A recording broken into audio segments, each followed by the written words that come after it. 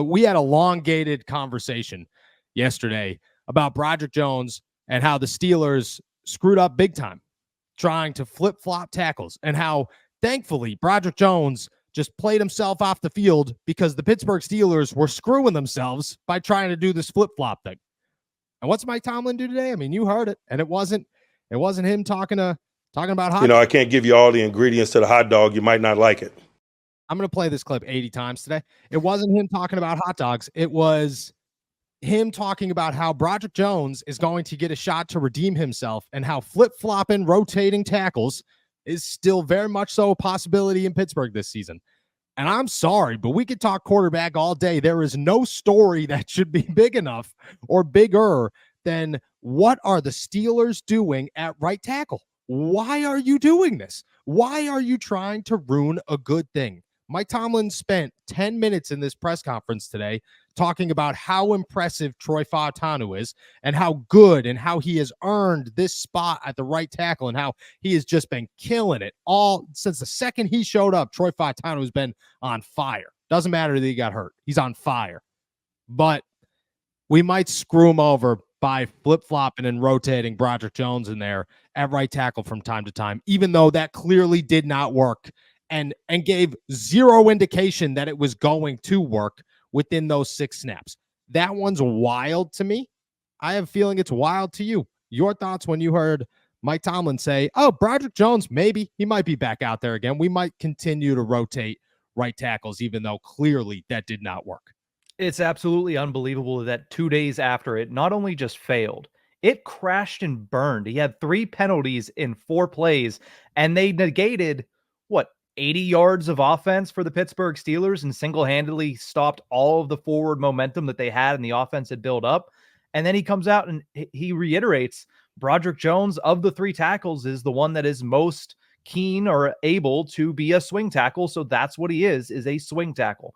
To me, you're continuing to hurt the progression of a young player that, albeit still raw, needs to be given a sense of direction. This is not a sense of direction. This is throwing him into a blender week in and week out, and you're going to ruin a first-round pick. He's not ruined yet, but if you continue to do this, and if you continue to think that this is a good idea, all you're doing is wasting a very important piece to the future of this offense. So I hate that they're doing this again, and I hate that they tried to do it. It failed miserably, and now they're backing it 2 days later. It just makes zero sense. What's up, guys? It's football season, and we've teamed up with DraftKings. Right now, new customers who bet $5 will receive $250 in bonus bets instantly. Plus, you'll receive 1 month of NFL Plus Premium. It's hard to think of a better way to celebrate fall weather, your favorite jersey, and Sunday touchdowns than with the DraftKings Sportsbook app. Download the DraftKings app and use our promo code ALLSTEELERS. That's $250 in bonus bets instantly, and 1 month of NFL Plus Premium after betting just $5. Stay in the action and use your $250 in bonus bets to bet anytime touchdowns on DraftKings. DraftKings is the place to bet touchdowns. If sports betting is not yet available in your state, don't worry. You could still join in on all the fun with DraftKings Daily Fantasy and have the shot to win cash prizes. Download the DraftKings Sportsbook app now. New customers use my promo code ALLSTEELERS and bet just $5 on any wager and get $250 in bonus bets instantly. That's promo code ALLSTEELERS only at DraftKings Sportsbook.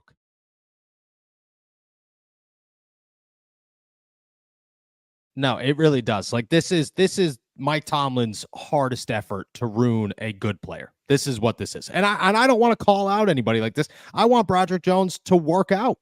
I want him to be the franchise left tackle of the Pittsburgh Steelers. I think Dan Moore is one of my favorite players in this locker room. He is the nicest human being. He is as respectable as they come. He's a great leader. I think the fan base overlooks this guy time and time again because he was around when he and the rest of the offensive line stunk, and nobody is willing to admit that he has grown into a quality left tackle, which he has. But I still want Broderick Jones to outplay him. I want Broderick Jones to be the future. I want Broderick Jones to be the reason that Dan Moore is a starting left tackle somewhere else in the NFL. And the Steelers are trying as hard as humanly possible to make sure that that does not happen.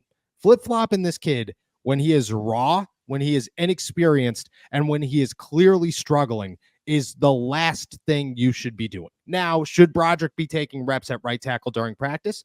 Certainly. You are the swing tackle. That is your job. You need to be able to play both, at least to some degree, 100%. Should you be playing in a game right tackle? No chance. You should be working 90% of your reps at left tackle during practice, the other 10 at right tackle, and you should come in as a jumbo tackle when need be. And all we should hear is number 77 is reporting is eligible. That's all we should hear when it comes to Broderick Jones in a football game the rest of the season, unless Dan Moore or Troy Fautanu either get hurt or lose their job. But the Steelers, they do not have those plans. They're killing this kid. I feel terrible for Broderick Jones because, quite honestly, I mean, it's been a while since they've tried this hard to make somebody not work as hard as they're doing it with Broderick Jones. It's ridiculous. It's a bad look for Mike Tomlin. It's gonna lead to some bad things. I wish nothing but the best for Broderick Jones, but I could not be firm enough in my stance of they are really screwing this kid over, and I feel bad. I feel bad about it. Yeah, there are starters and there are backups. Specifically on your offensive line, you need continuity, and you can't, especially, listen, Troy was playing great through the first 2 series, and then they put Broderick in, and that happened. Now, Tomlin says part of that was due to they're not sure how good Troy Fautanu's conditioning was after being injured. Do you think that actually played a role, or do you think that that's an excuse so they could actually go back to this and be able to kind of protect themselves if they want to try it again? That's a great question, and I appreciate you for asking that question, because in Denver that made a lot of sense. You saw it in Denver. It gets 10 times easier when you come a mile down and come back to Pittsburgh and the elevation isn't a factor and you don't got to worry about shortness of breath or being 350 pounds a mile in the sky. You don't have to worry about those things. So the conditioning side of this, like, you saw it, you realized it was fine. Tomlin acknowledged he realized it was fine. I don't understand why he's going back. I think it's an excuse. Like, I think at first it made sense. Now it's just a reason to keep Broderick out there and to keep Broderick relevant and maybe keep Broderick happy. I don't know, but it is not okay. And it is not going to work out. The end of the line is just not going to work out. This is it's a bad situation for the Steelers. And for those of you worried about the offensive line, I'd be even more worried about Broderick Jones, because it's not where you want to be. It's really, really not where you want to be.